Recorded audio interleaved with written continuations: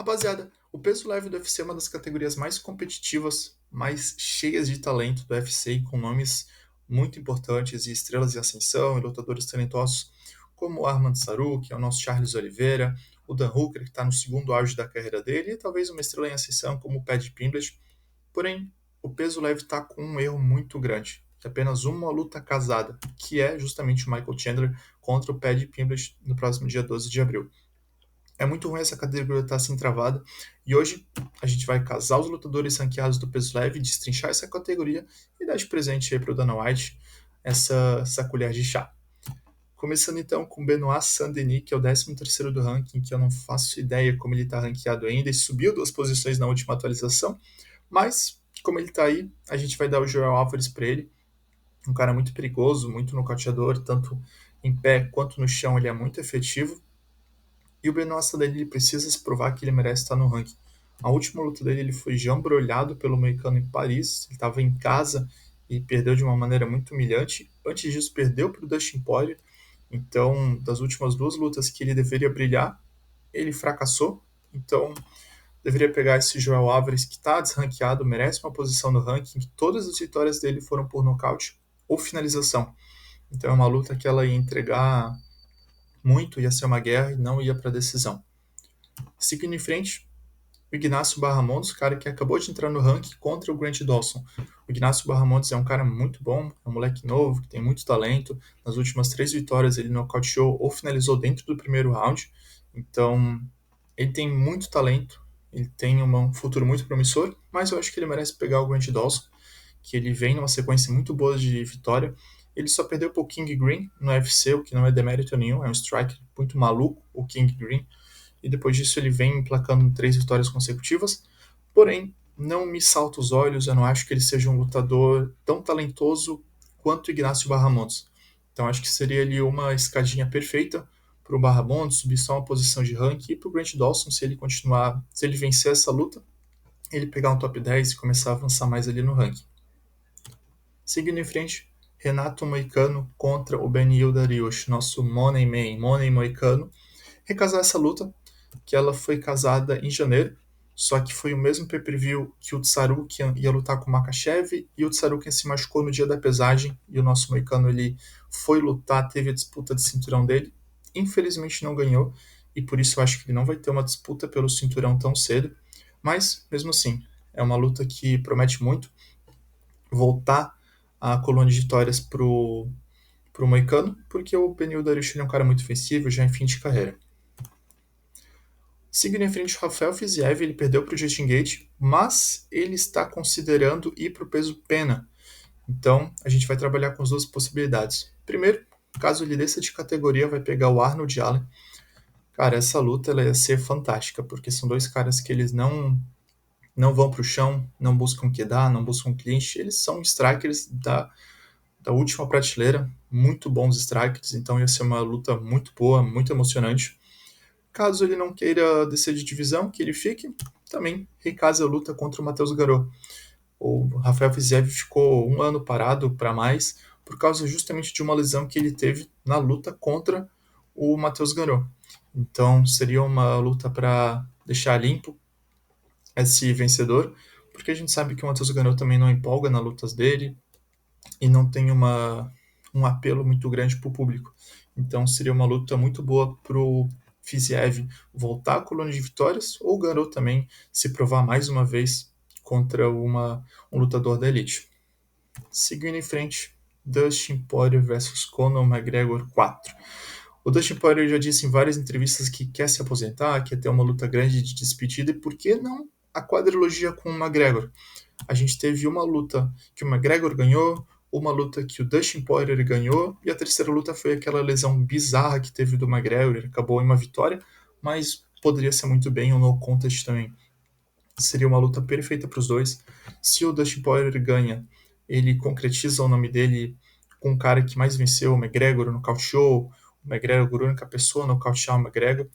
E também se o McGregor voltar e gera o caos no UFC, eu acho que seria um caos muito bom, porque ele ia subir de categoria, né? A gente não ia fazer isso nos 70 quilos, que o McGregor nunca mais vai bater 70 quilos. E seria uma coisa maluquice, assim, já pensou? McGregor ganhando do Dustin Poirier em 2025 e disputando o cinturão? Meu chapéu do céu. Enfim, continuando. Semana Internacional da Luta, isso aqui ia ser perfeito. Max Holloway contra o Charles Oliveira pelo cinturão BMF. Isso aqui, rapaziada, ia ser o filé mignon, ia ser um common event perfeito. Ia... Meu, já não consigo nem descrever isso aqui, porque isso aqui ia ser uma luta dos sonhos. O Charles, ele tá numa posição incrível, o UFC adora ele é o maior finalizador da história do UFC.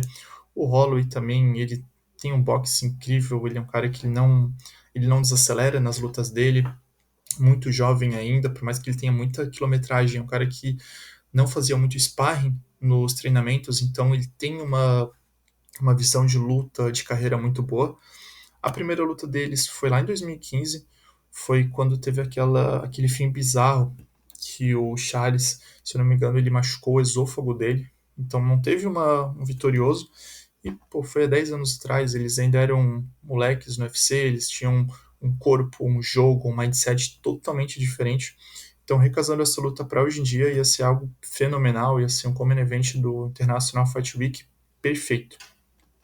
Seria pelo cinturão BMF e pensando no cinturão da categoria, Arman Tsarukyan contra Dan Hooker. O Dana White já afirmou que não vai dar a próxima luta de cinturão por Arman Tsarukyan, ele perdeu essa chance quando saiu da luta com o Makhachev em janeiro, e por que não dá para o Dan Hooker, que ele estava com a mão quebrada, então vai ter que voltar a lutar, e quem sabe pegar o Arman Tsarukyan. O Dan Hooker ele está numa segundo auge da carreira dele, então ia ser perfeito essa luta, quem sabe ele ganhe e conseguir disputar ali o cinturão em 2026. Essa luta seria bom ali para o final do ano, pensando que o Makhachev ainda defende o cinturão na metade do ano, em junho, e volte em Abu Dhabi em outubro. Então, caso essa luta seja feita também ali em junho, julho, e depois tenha o vencedor tem o title shot em Abu Dhabi em outubro. E agora, pro creme de la creme. Isso aqui ia ser a luta do ano, da década. Islam Makhachev contra Ilia Topuria, o campeão dos penas contra o campeão dos leves, o primeiro contra o terceiro lutador pound for pound. O Makhachev, nem preciso comentar, né? Estatisticamente, ele é o maior peso leve da história.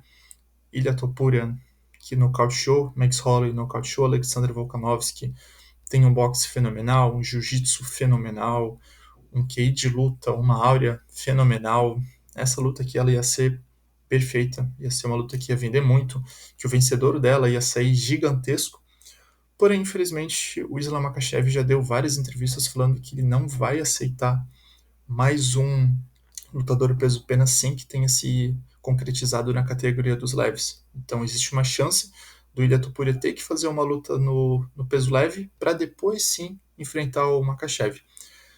Caso isso realmente não aconteça, essa luta não sair do papel, a gente vai ter que se contentar com Islam Makhachev contra Justin Gaethje, que uma luta que todo mundo ali ao redor do Islam já está falando, está elogiando muito, porém a gente sabe que não é uma luta ideal. O Justin Gaethje já tem 36 anos, já tem uma quilometragem altíssima, já participou de muitas guerras, tem um jogo mapeado pelo Khabib, que já esganou ele, Charles já esganou ele, então provavelmente a gente vai ver o Justin Gaethje sendo esganado ali por um mata-leão pela terceira vez, mas mesmo assim a gente tem que se contentar com alguma coisa.